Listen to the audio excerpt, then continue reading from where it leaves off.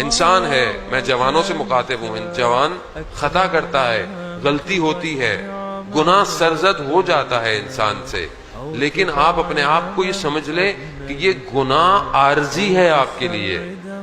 یہ وسوسے آپ کے اندر ایجاد کرے گا کہ تم نے رات کو یہ غلطی کی، تم اب فجر کی نماز کیسے پڑھو گے؟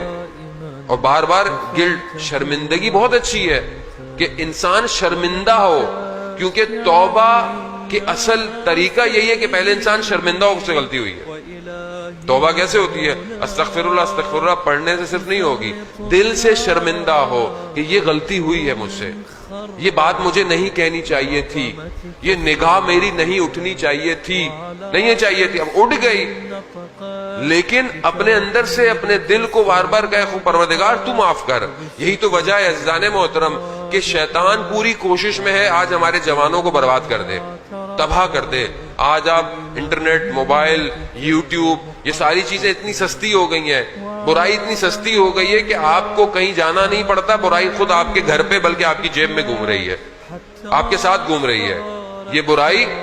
مگر اس برائی کے مقابلے میں آپ کیسے اپنے آپ کو بچائیں گے؟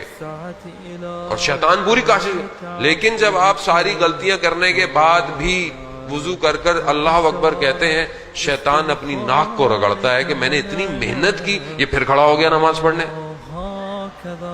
یعنی یہ حدیث ہے کہ جب بھی انسان نماز پڑھتا ہے شیطان اپنی ناک کو رگڑتا ہے. تو آپ کا نماز پڑھنا شیطان کو ناک رگڑوانا ہے، ہمیشہ اس کو سمجھنے کی کوشش کریں کہ خداوند متعال کو پسند ہے عبادت میں سب سے بہترین جو رکن ہے وہ سجدے کا ہے. آپ سجدہ کریں، آپ کا سجدہ خدا کی بارگاہ میں قبول ہے.